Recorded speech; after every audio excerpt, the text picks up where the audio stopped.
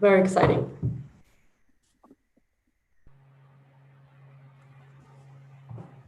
I can't see if people are coming in, so I'm just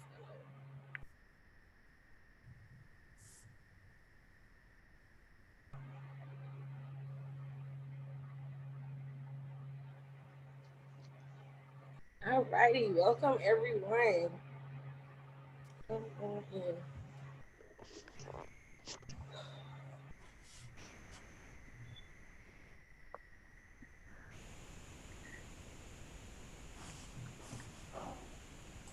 All right, wow, we already got 62 people here on time. I'm so proud of y'all. Yes, welcome.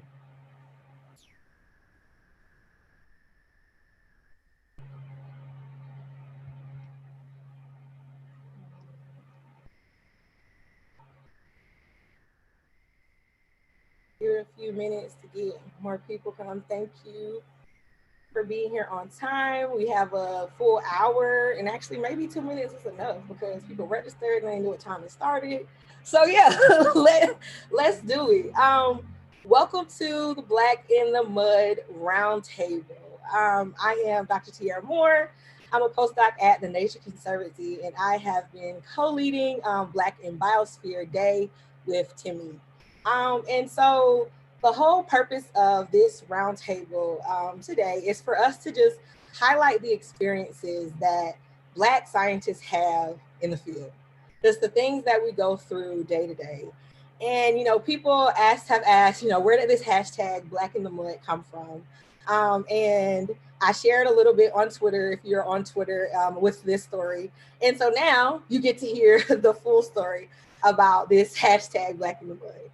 And so this event was inspired by this. Hold on, actually, just realized that this is probably in the way on the live. Um, this event was inspired by this picture, and so it's so funny because this photo has been used. It's like almost like a stock photo on a lot of different websites, on a lot of different event flyers. Like, oh, look at this Black girl in the mud. Look at this person doing research. And so it's interesting because no one ever really asked me, who took this picture. And it's because there's no way I took it, right? And so that the story starts with me just literally going out.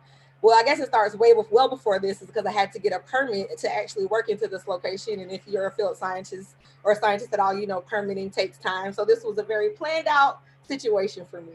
So I went on my way to get a permit to make sure that my time out there I was right. Make sure I had all the certifications I needed. So I'm out in the field, and a woman comes up to me, a white woman, and she says, me like, what are you doing out here? You're not supposed to be out here. I can call the cops. And it's just like, whoa, like it's such a jarring feeling, because for me, and what I saw on Twitter is a lot of people like, oh, well, I've been haggled by outsiders a lot. But I think the difference is the cops mean different things to different people. And so for me, as a Black woman, the cops being called now puts me in a life or death situation. The cops being called now no longer, it doesn't matter that I'm a scientist. I could now be shot simply because I was there in the place someone thought I didn't belong. And so, of course, I'm like trying to figure out how I'm going to navigate the situation. And so I tell her, oh, I'm a scientist. I have a permit to be here. I'm just doing this research. Don't call the cops. And of course, she's like, oh my gosh, you're a scientist. Wow. Tell me all about your project. Can I do anything to help you? And I'm like, girl, what? My heart is beating fast. Like I just saw my whole life flash. But now I have to entertain you. I have to talk with you now and spend more time with you. And now I have to figure out a way for you to help me. So me, being who I am, well, I'm out here. Can you take this photo? My phone is up there. So she gets my phone. I smile for the camera. Jeez. And so this hashtag really embodies this whole experience, because I had to really qualify why I was there. And then after she left, I had to continue my research. I had to continue my project after being shaken up, after having that traumatic experience. I had to sit out there because I was already there. I had driven to this field site. I had already gotten the permit. So I had to continue and do my work. So that's what it is. Maybe you've been haggled in the field. Maybe somebody's asked you where you wouldn't belong. But that experience as a Black woman, knowing that if a cops are called on me, that could be it. We could be saying my name. That's the difference. And that's what the purpose of this panel is today, for us to highlight the experiences being Black in the mud. Alrighty, so that's my introduction. That's honestly the most talking I really do want to do. I've been doing a lot today. I'm going to turn this over to Timmy. We're going to ask the panelists to introduce themselves, say your pronouns, and just give your current position and what you're doing right now. We have a great array of panelists. And then, yeah, Timmy's going to get our questions going. All right, and Timmy, I guess you should start with the introduction. All right, awesome. Great to have you all here. It's great to see that we have such great attendance. But my name is Timneet Kafella, and it's like Tim is neat without the is in the middle. So Timneet Kafella. I am a rising fifth year PhD candidate at the Bren School of Environmental Science and Management at University of California, Santa Barbara, where I study how microplastics affect urban soil systems. So that is really what I focus on. And today I'm pretty excited to be one of the co-moderators for this conversation.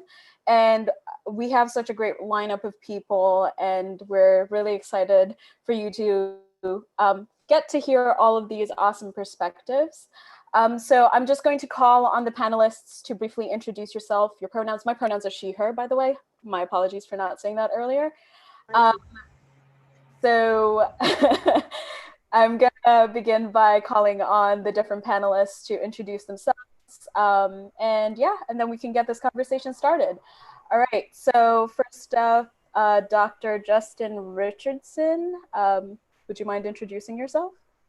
Yeah, hi, I'm Justin Richardson, he, his. I'm an assistant professor at the University of Massachusetts Amherst, and I call myself the soil biogeochemist. I'm interested in inorganics and how they move in the environment, both as toxic elements and as nutrients. Awesome, thank you, Justin. And next up, Latrice Snead. Hello, my name is Latrice Snead. My pronouns are she, her. I'm probably the only person on this panel that is not a scientist. I snuck in, but I have worked at a science-based organization, formerly from the Nature Conservancy with Tierra. Awesome. So happy to have you here, Latrice. Next up, we have Alexis Wilson. Hi, thank you for having me today. My name is Alexis Wilson. I'm a rising second year PhD student in Earth System Science at Stanford University. And I'm working on understanding soil biogeochemical processes in urban soils, specifically looking at urban gardens located in food deserts and marginalized communities, so to have an environmental justice perspective. That's incredibly important. Next up, we have Dr. Timrat Gazay. I'm a bad Eritrean. I apologize for misspellings. Okay, my name is Tamrat Gazhay. It's actually easier than it looks. Gazhay, Gezhay. My pronouns are he, him. I'm a professor of soil and environmental physics at the University of California in Merced. I'm also the current chair of Life and Environmental Sciences Department. Awesome. And definitely last but not least is Dr. Trada Grayson. Thank you, and thanks for having me here. So my name is Trada Grayson. I am currently a program manager at the Environmental Protection Agency in Washington, D.C. That is where I manage a program where we do restoration work in the Gulf of Mexico following the oil spill in 2010. And my pronouns are she and her. Thanks. Awesome. Thank you all for agreeing to be part of this roundtable. And I'll go ahead and begin with our first question. And this question will be directed to Justin. Could you tell us a little about your journey and how you became a soil scientist? Sure. No pressure. I became a soil scientist because I'm weird. I've been very interested in how things grew from little dots, little tiny seeds you could barely see with your eyes, into full-grown plants. And also, just being a kid, I love to make bike jumps out of soil. So it's very interesting to think about the media as how it supports life, and you can have fun on it.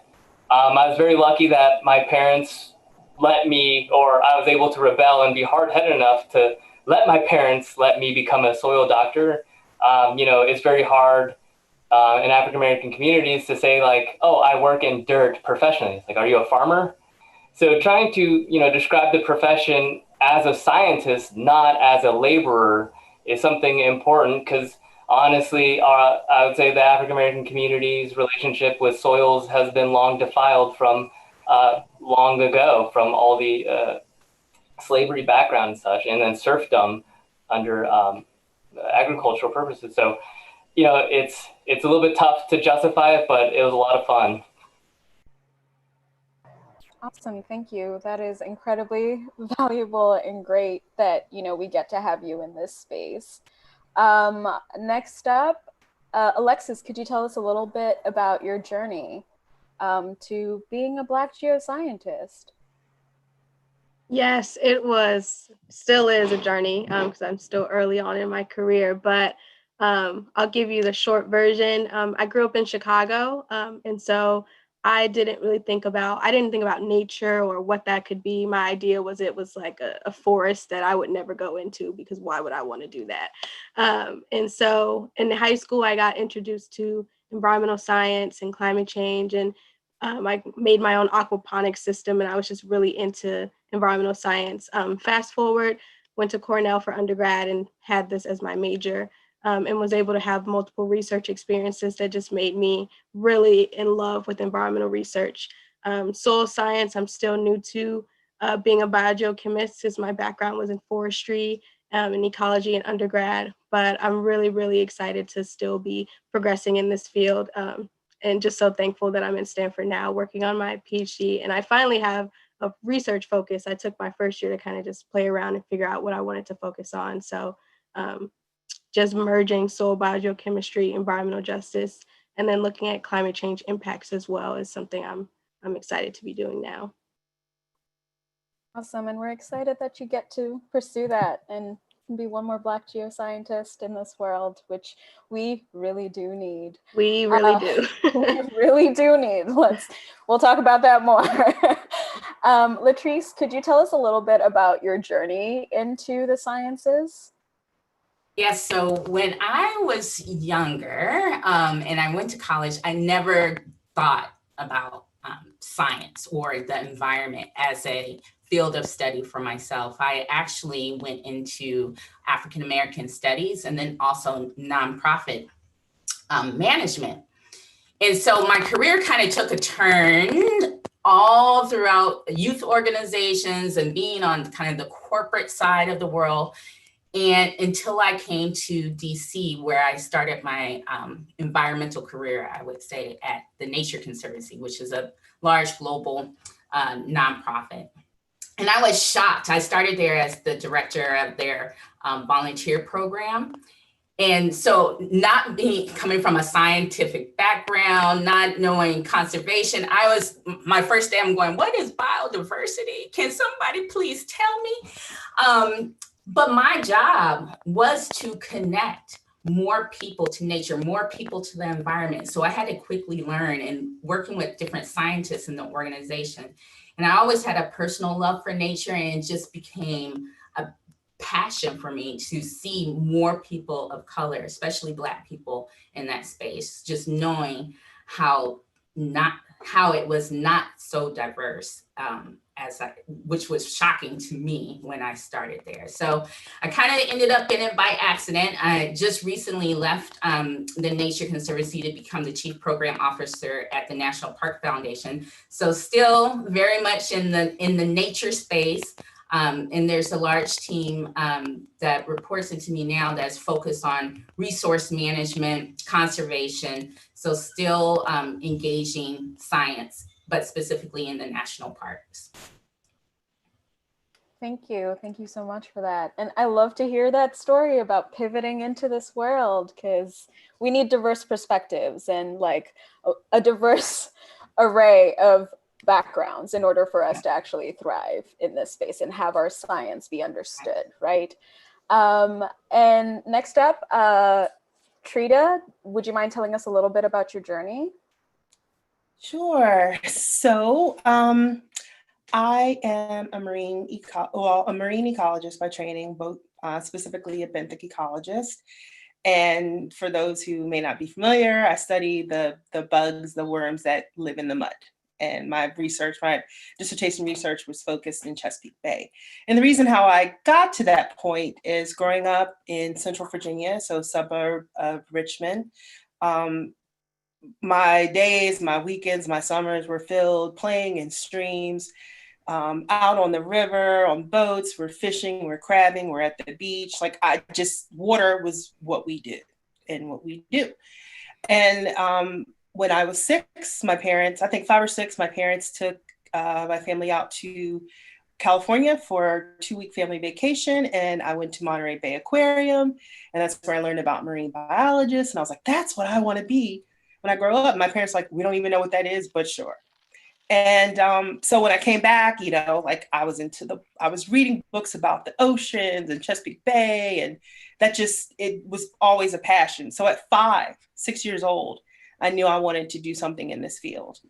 And so that led me to go to Coastal Carolina University undergrad, where I got a bachelor's degree in marine science.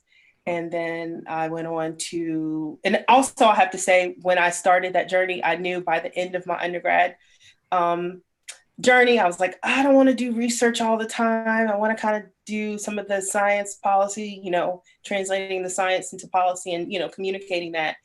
And so basically from that point on, I went down a more environmental science track, but I still kept that heavy technical focus. So I went on to get a master's from Johns Hopkins in environmental science and policy, and then a PhD at George Mason University in environmental science and policy as well, with that benthic ecology focus of my research.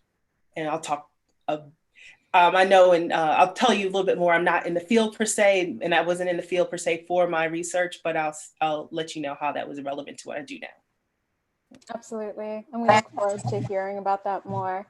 Timrat, could you tell us a little bit about your journey? Okay. So mine will be probably slightly different because I grew up and I did my undergraduate education in Eritrea. Eritrea is a small country in East Africa, for those of you who don't remember. And a part of my decision making was actually elimination of things that I thought I didn't like back then, right? So I knew that I was interested in science, but when I went to college, I realized that there was not much that I could do if I went to the foundational science disciplines like biology, chemistry, or math. Back, at least in Eritrea, there was not much career opportunity in those areas and that I could think of at that time. So I looked around and soil seemed interesting enough, and I thought I could do something with it. Doesn't require much resources, at least that's what I thought back then. So I chose soil and water conservation because it seemed more interesting than the other science disciplines. 2 years into the program, though, I discovered that within the soil science, there is this very mathematical sub-discipline, soil physics, that I actually could pursue, which was actually my main interest, math and physics. So halfway into my undergraduate degree, I started dreaming of going abroad and getting a graduate degree in soil physics. And I was fortunate enough to get the opportunity, and the rest was, I guess, history. We'll come back to it later on.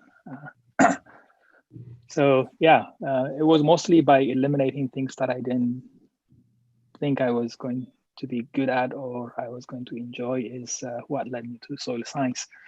And I tell my students, and I tell my friends, knowing what I know now, if I had to repeat everything, I think I would not change a thing. I think I lucked out that that's the path that I ended up choosing. Thank you. Thank you for sharing that. And that's awesome. It's awesome to hear what your journeys are like.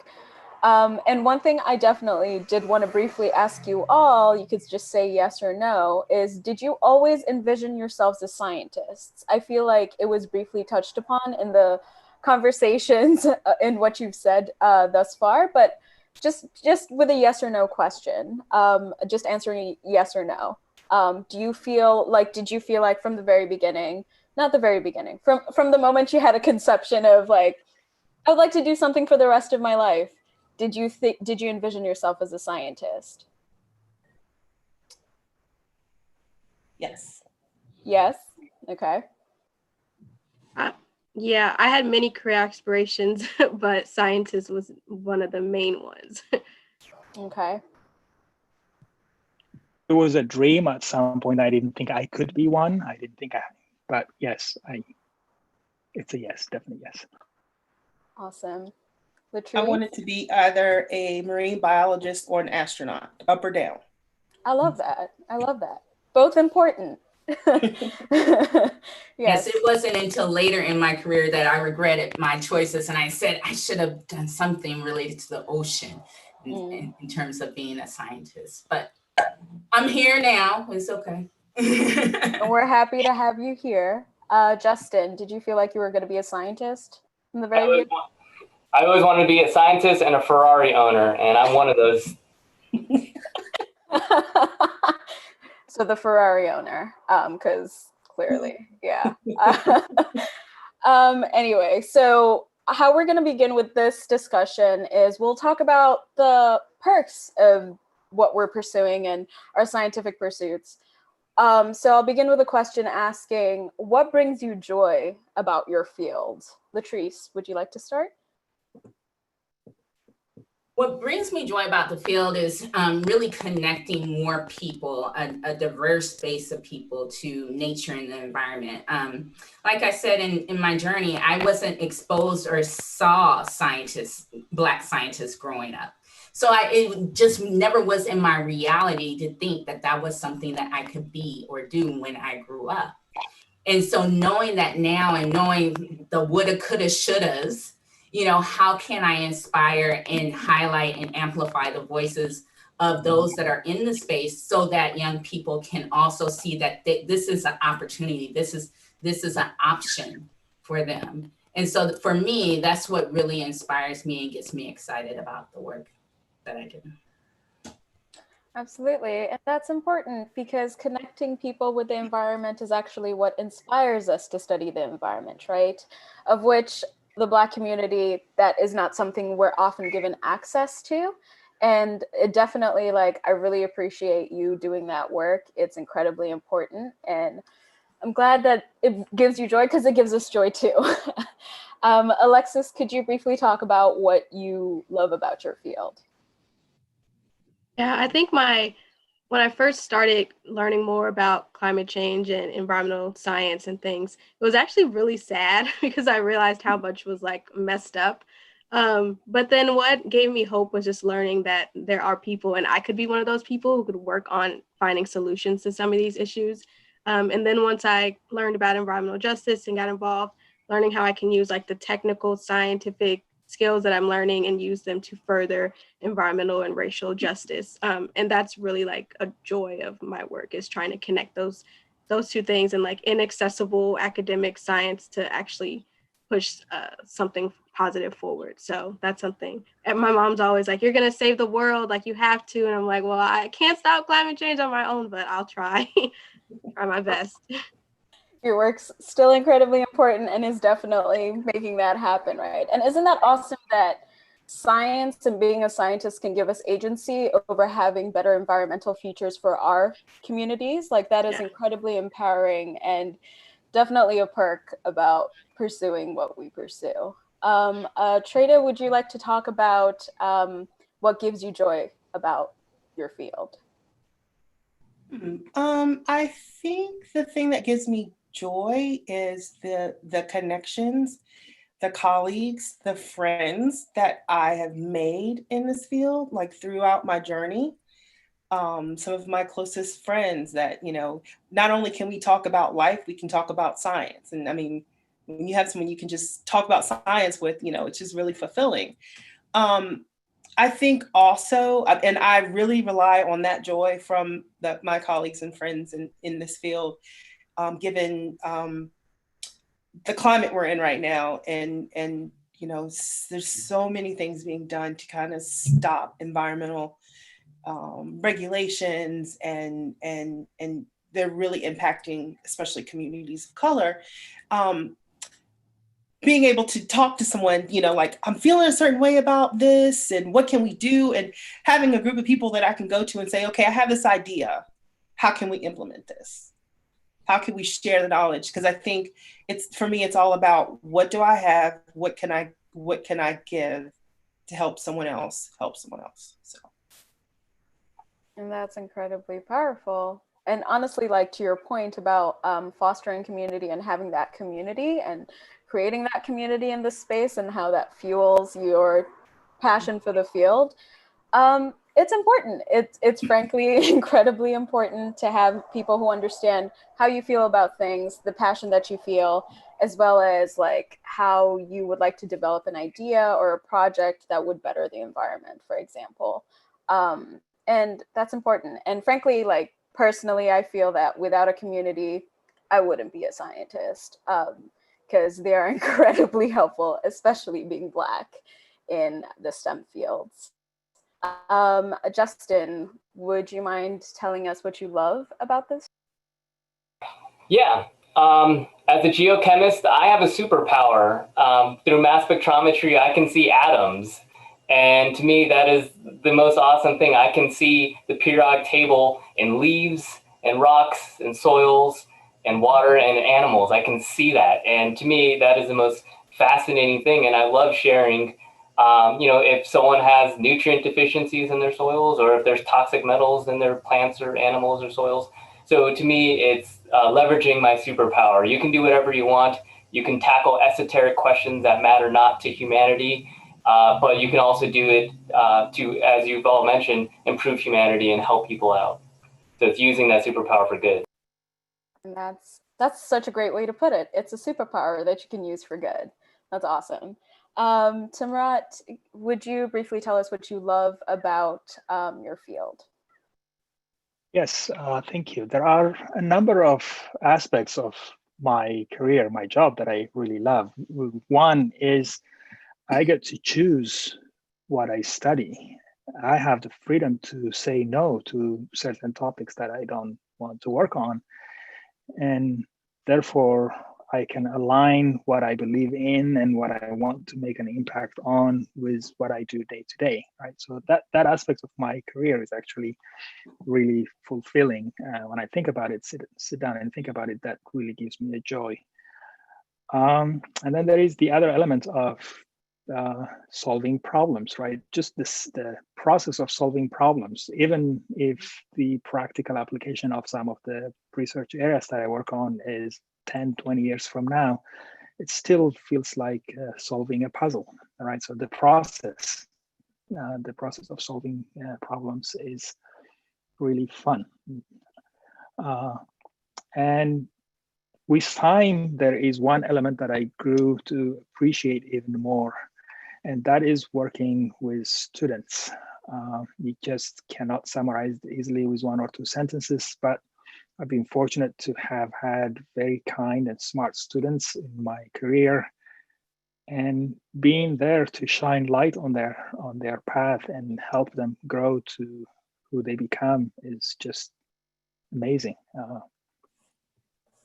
So if I had to choose, I think that last one would be the really main source of joy in my day-to-day activity. That's incredibly powerful, especially having the opportunity to mentor the next generation of scientists. and having them be compassionate and brilliant scientists at the same time, recognizing that compassion shouldn't be something that doesn't come being a scientist. That definitely is fulfilling. I agree with that. Delving into the more pragmatic, but somewhat pessimistic, but pragmatic perspective, I'd like to ask you all, what brings you pain about being in this field? What pains you? What causes despair in your field for you? And I'd like to start with Trada. Oh, right off the bat. Okay. Wow. I think the thing that is the most stressful and somewhat painful at times is that it's 2020, almost 2021, and we still have to answer, as a Black woman, I still have to, I get questioned, like, you do what? How, you're a scientist, or you do X, Y, and Z, or, and it's gotten to the point where I'm not the only one. Like, I could rattle off several other Black women and people of color in my particular field. But it's still this perception that we are outliers, and so it's rough at times. And I've been in majority situations pretty much my entire life. My parents worked hard for us to have a balance. So yeah, school might be majority, but home life, church, family, we kept that connection to our community. And it's because of that, like, going into, situations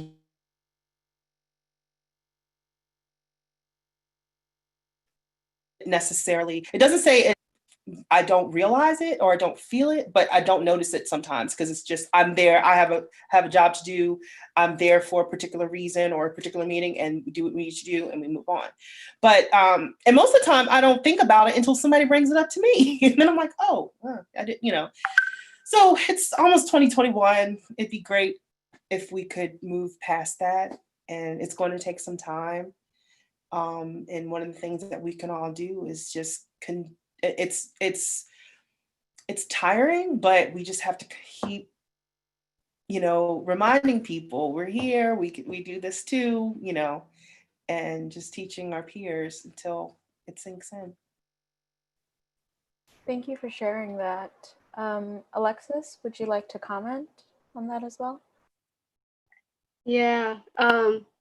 Unfortunately, there's multiple things that I could address. I think one of the biggest challenges that I'm facing now in this stage of my career is, and also in undergrad and things, it's often being the only Black person, Black woman in any situation, labs, conferences even. I go to AGU a lot.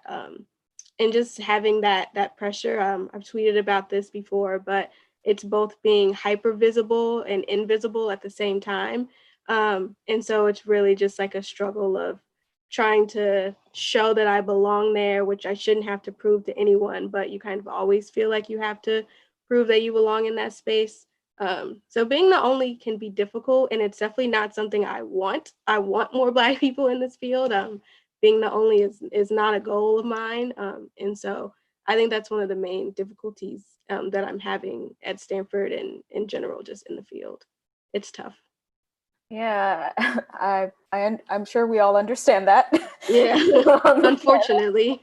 Unfortunately, that, being the first is not as sentimental as people think it is. It comes at a cost, right? Mm-hmm. It often comes at a cost where your mental health is at cost. Your just like navigating these different spaces is often a very expensive thing for you as a person, because people don't believe that you being in that space is a privilege, or rather they're just like, oh yeah, we welcome you into this space, don't ask for more, which is often unfair. But I definitely can echo with that and understand that. Justin, would you like to talk about what brings you despair about your field? Well, there's so many awesome aspects of geochemistry and, being a mentor and such. But I think the thing that really, unfortunately, gets me down is when you look at others and compare yourself to others. I think that geochemistry still has a huge colonial aspect to it, where it's who can get the most rarest sample, who can get Mars samples, who can get deep ocean samples. And look, I'm going to get 100,000 citations on it because no one else can get that data. But to me, I'm very interested in the questions that are very close to home, like lead in soils, lead in water. It's like, haven't we solved that? It's like, no, not really. It's still a prevalent issue. We know the natural processes or human processes that govern it, but it's still a problem that plagues many communities. So having that balance where some sciences are seen as far more valuable, that trickles all the way up to funders and who they fund. Because no one wants to fund science that's been studied before because it's not part of the cutting edge. But that's the stuff that's so important is to, in terms of translating that to science that relates to the communities, especially community of color, that they can understand. Because there's no Nature paper saying that I found lead in soils in LA. But I guarantee you find lead in, I don't know, some comet, and that's a science paper for sure. So I understand that it could be seen as mundane and monitoring, but that's still such important science, and it doesn't get to shine as it does, as other fields do. Yeah, totally agree with that. Novelty seems to be something that drives a lot of science, or rather drives prominence in science, when really comes the question, who are we doing this science for? Are we doing it for ourselves, or are we doing it for the communities that we come from, or the communities that we can potentially help, which often isn't the latter. And and you put it really nicely. Yes, definitely agree that we place too much weight on novelty and not really giving back to humanity. Timrat, would you like to tell us what brings you despair about your field? I definitely agree with the previous panelist's sentiment. I definitely agree with Alex's description of being visible and invisible at the same time. It's really nicely put expression. Not to repeat, I agree with those. So not to repeat those. The other things that pain me is just as an environmental scientist, somebody who studies environmental concerns, environmental damage and pollution and degradation and other things. When you look at that, usually the people who suffer because of all those problems tend to also people who are marginalized, minoritized populations. And it's just that knowing that fact usually saddens me. And somewhat related to that, as just Justin said, working in those areas doesn't really get that much credit as some of these areas that impact the well-to-do, the well-connected, the majority. Even as when you look at problems like climate change, the aspects of climate change or the solutions to climate change that get traction and attention are the ones that impact the well-connected, not the marginalized communities. And yeah, that aspect really saddens me.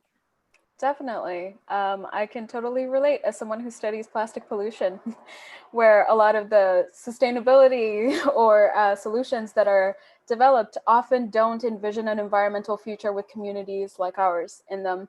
It's often for affluent, well-to-do Western countries, never really about anybody else. Also within Western nations, not thinking about the marginalized communities that don't have access to these solutions that they're proposing. And it often makes me wonder, when we're developing solutions, environmental solutions, who are we envisioning the environmental future to be for? Is it for people like us, or is it for only a certain set of people, white folks in westernized nations, which is often putting everybody else at the disservice, because that is not who only inhabits this planet. Latrice, could you tell us what brings you despair about about your field? Yeah, this kind of ties into something that Trada was saying earlier. My biggest frustration is around recruitment. So you have these, organizations that are predominantly white that, say they have this commitment to diversity, inclusion, and, but they always say, but we can't find, a diverse candidate pool. But then, and at first I was going for it. When I first started in the field, I was like, yeah, it's kind of hard to see, more people of color in the space. But as you get out and you go to conferences and you go to different events, I was running into people all the time. And I'm going, well, why aren't we finding these people? Why aren't we finding people? And it's just like, what are organizations not doing to take that extra step that they need to take to make their workplaces more diverse? There are Black scientists out there. So take a look at your job descriptions. Do you really need 10 years of experience for an entry-level position? Have you reached out to the spaces and places where there are Black scientists? Are you cultivating those relationships when you go out to different conferences? Are you reaching out to the Alexises, the Tradas, and introducing yourself and getting to know them, and then calling them when there is an opportunity at your organization? That, those types of things weren't happening. It was kind of just like, well, we didn't get anybody that applied. But, I think organizations need to take a bigger effort, because sometimes you don't even see yourself in that position or in that space. And sometimes it just takes someone to calling you and saying, hey, here's this position that I think you would be great for. And then turn around and advocate for you to be there, So that was really frustrating to me in the space, to see this quote unquote desire for more diversity, but not the effort to really cultivate the relationships and to take those next steps to really make it a more diverse workplace. Absolutely. It is a very big problem, of which we can all agree that we see that, right? And also, like, to add to that, I often wonder personally if, when they're thinking about these jobs, do they envision a Black person taking that job, right? Yes or no? Often no, and that's why. Yeah, and you'll hear, I call it code words, like, does this person fit our culture? Mm.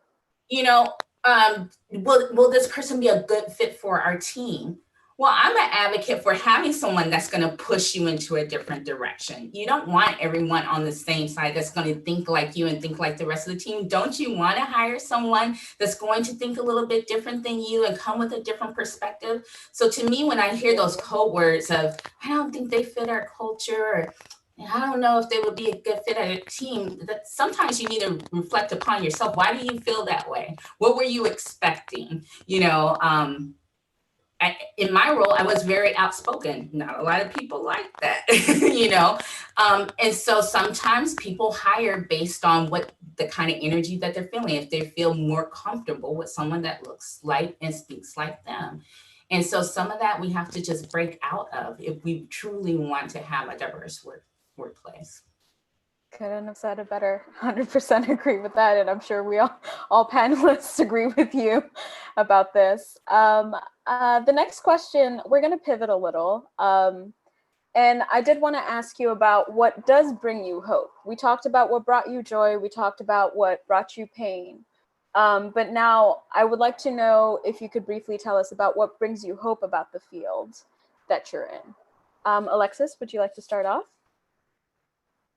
Sure. I think what brings me hope is seeing more young Black people interested in environmental science, seeing that like we exist as much as people think that we don't care about the environment. Like, it's true. My little sister, she's 10. When I was back home, I had to do a soil lab through virtual class. So I went out, I took her out with me, and we just dug out soil, and I taught her how to do little soil science experiments. So it's just fun to see people, younger people engaging with environmental science. So that brings me hope that we have, you know, plenty of people to choose from when it comes to filling these positions and getting more of us into the field. So that makes me hopeful. Absolutely. That is awesome. The next generation, that just gives me so much joy. Trita, what brings you hope about your field? Well, I think being in coastal marine science, as a panelist stated before, the areas of the country and the world where we do our research tend to be concentrated areas of people of color. And so my hope is not only do we increase the number of people who look like me who are doing this work, but we share with our non-color people of color colleagues, you know, the importance of differing opinions and ways to do the research and think about questions and actually conducting the work. Not only thinking about that, but then how do you translate your results in a manner that people in those communities understand and can help make changes. And so I just hope that we continue dialogues such as this. We continue doing the hard work of not just talking about, we have a lot of programs that, and I'm having conversations about this in other organizations I'm involved in. We all seem to do a good job of bringing people of color, Black people, whatever, to the field of your field of choice. But we have to work on retaining, you know, keeping them there, keeping them engaged, keeping us wanting to be there. And so it's work, but it's work that's worth it. Absolutely. I definitely agree with that. And that's something that people don't really take into consideration, that mentorship is necessary to ensure you have that retention. It's not like you allow somebody in and you're like, figure it out. No, there are hidden curricula that result from that, right? Like that people who don't come from those backgrounds aren't tapped into to ensure that they're successful. And it's not a matter of just being like, okay, yeah, you got this. No, you need to actually continuously mentor somebody as they go through this journey. Mm-hmm. Definitely. Timrat, could you tell us what you have hope for? Yeah, I think I've been doing this for a while now. Things are better in my time. In what I have seen, things are improving. In part, it's because people who are younger than me are more hopeful, more engaged, more active. And plus, there is this technology that didn't exist a decade ago, and people are really taking advantage of connecting. I mean, just look at us. I can't walk freely outside my house without wearing a mask, but I'm connected with all of you discussing such an important topic. So I see people are taking advantage of all these opportunities and connecting. And I think people who wouldn't get engaged and speak up and help, mentor, and other things are finding it easier to be engaged right now. So yeah, I think I'm hopeful. I think it's a matter of time. Things will improve. It looks like things are improving, even though every now and then we get reminded how some things have not changed at all. But on average, it seems like things are moving towards the right direction. And we can continuously hope for that.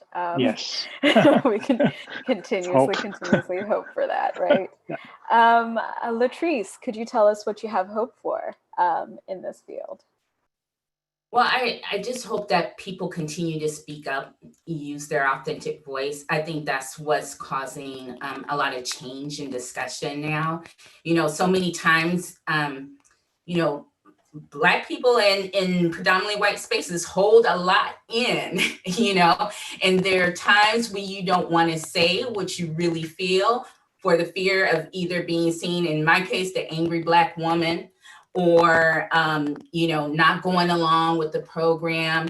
And you know, let's face it. I know for me, when I grew up and got different positions, my family would say, "That's a good job, girl. Don't do anything to mess that up." So then you're sitting there thinking, well, this is a good job. I don't want to mess anything up. I don't want to hurt anybody's feelings.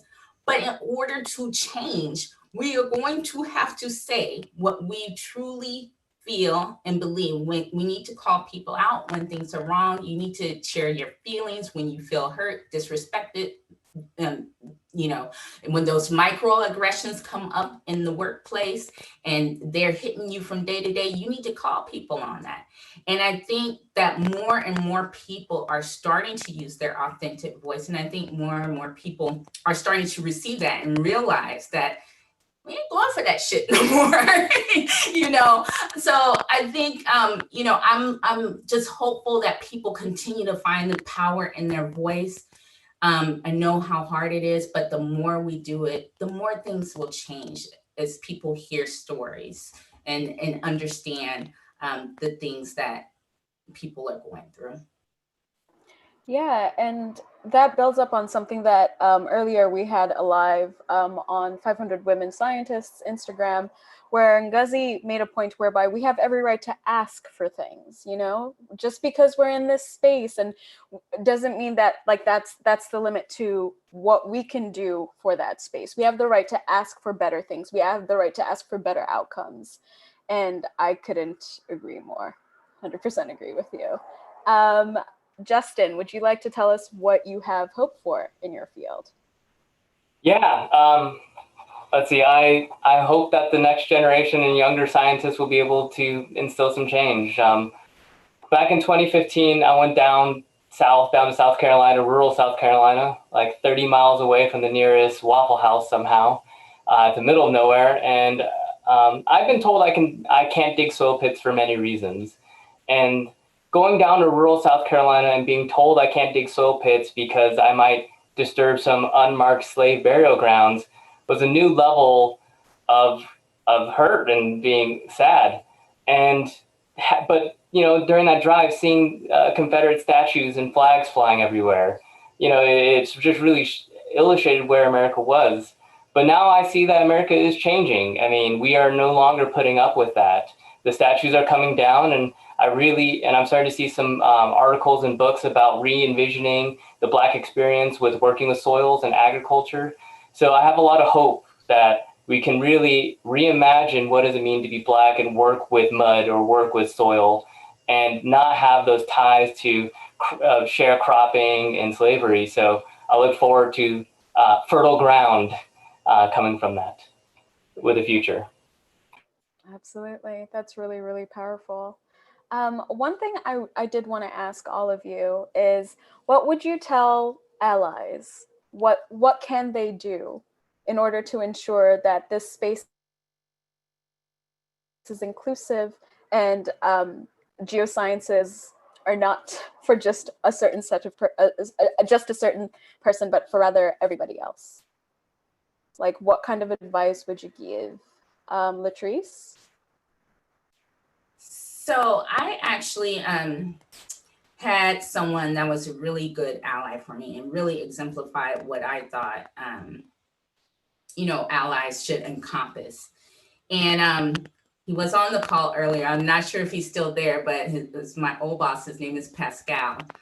And he actually was a true advocate. He wasn't a mentor, wasn't a sponsor, but he would listen, he would ask questions. He was very curious.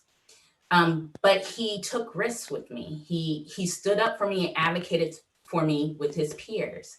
So even though he was my supervisor, and most supervisors kind of, you know, have their one-on-one with you and what project are you working on and kind of move on. Instead, he took it a step further. He invited me to meetings that he was having with his peers to socialize me with his peers, because in his mind, I should be a bigger leader, right? And so it's not just about saying, you should do this, you should do that, but he thought about what he should be doing to help me be seen as a leader. So when we were in these meetings with his peers, if one of his peers said, you know, Pascal, I have this question for you.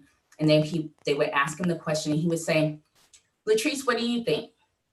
he will always defer to me so that his peers would look to me for the answer instead of always looking to him. And this is a white guy from Europe, and this is how he saw himself as being an ally. Whenever he got invited to speak on panels or different engagements, he started to invite me too. He started to tell others, well, yeah, I can come speak, but let me tell you about Latrice. She could speak also. She should be there. She should come instead of me. So these are the things that people should do as allies. They should take action, think about the actions that they can do to uplift others. But that's just my experience, but I appreciated that. And I think that's truly what got me to where I'm at today. So putting value in who you are as a person and giving you the opportunities that they know that you can thrive in. Absolutely. Alexis, what advice would you give? Well, first I'd say it's not an easy thing to be an ally. It takes active work. And you have to really work at it if you really want to change the way you think and the way you act. I would say an advice for like PIs and if you have labs and things, is because this past quarter my PIs were I was like shocked. They were surprisingly supportive during everything that was going on and checking in with me, asking if I needed time off from classes and lab and just giving me the space to deal with everything that was going on socially and culturally. And so my advice would be if you support your students actively, if you have Black students, students of color, but also work to make sure that your lab space is inclusive and you have values set up so that you're actually supporting students and not just admitting one of us and then leaving us to just struggle for the next 4 or 5 years. So that would be my advice, is to really support your students actively. Absolutely. 100% agree with that, Trada. What advice would you give? I'd have to say, and this kind of builds off of what Latrice said, share your power and share your privilege. And if you don't realize that you have you have that power and you have that privilege, I think it's worth taking the time to one, accept it, accept that, recognize and accept it, and then use it for good. Whether that's, how you choose students to, new students to take on in your lab, how you, interview colleagues for positions at your job. There's a lot of resources out there. One of the scientific society that I'm most involved with, the Coastal and Estuarine Research Federation, we just had earlier this year, we had a diversity and hiring workshop, and we went through how job announcements and announcements to bring in grad students and interns, how you can, it's the coding of the language. So, if it's more open to others rather than, very narrow focus, and thinking about how you write job announcements, thinking about how you set up your interview panels. And this is not just for jobs, this can be for anything. Think about how you set up panels. Think about the questions that you ask. All of those things, being aware of that and doing the work to actively make some changes, I think would go a long way. Absolutely. Have a much more encompassing perspective on who you envision to have this job, right? Not just a certain set of people, right? Mm-hmm. Thank you for that. Justin, could you tell us what advice you would give? I have nothing further to say. I think everyone else crushed it. Phenomenal advice thus far. Timrat, is there some advice you would like to give? Not much, really repeat, but they reminded me of so many people who have made so much impact in my career, out of the blue, connecting me with collaborators, inviting me to become an associate editor, this and that.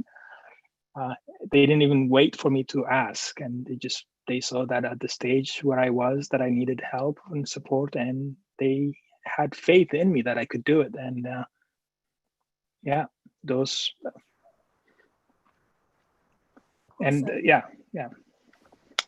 Awesome. Thank you all so much for your great advice and your narratives. They're incredibly valuable, of which I'm sure everyone else thought was refreshing, but also helping them gain perspective. One thing I did want to add was a comment that Kawana made in the chat, that advice that is also great to give in order to show that you are, or rather like really do live up to this title of allyship, is you need to listen and believe that your Black colleagues, when they share their experiences of microaggressions and even overtly racist behavior, you need to be able to believe them and don't dismiss it because you haven't lived it yourself.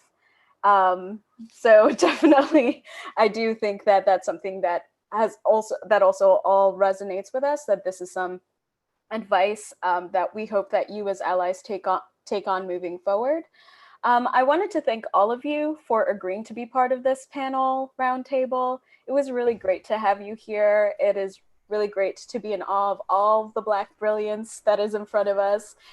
Gives me a lot of hope about the field that I'm in and the field that we're all in. Yeah, so I just wanted to say thank you so much. Wanted to just like really say that this was such a heartwarming and pragmatic discussion that really made me feel validated and seen as we were talking through these different experiences. Tiara, do you have any last things that you wanted to say? Oh, you saw me come off mute. So I I did want to just add to what was said about listening and believing. Listen to Black women is my whole like mantra in life, but believing, and then also not putting your own perspectives on what the story is. It's nothing worse of telling someone what you've been through and like, oh, but I know her and she wouldn't do that. And I'm just like, but I just told you a whole thing. So I think there is like, you need to listen and believe and don't even respond. Maybe you need to take a second to think about the things that this person is capable of and just talk about it with them. But don't really tell me in the moment like that person wouldn't have done something, because they did. And I wouldn't just come talk to you about it if they didn't. So thank you so much, panelists, for just being here. Thank you everyone for joining. Timmy, thank you so much for leading this discussion. And yeah, that's it.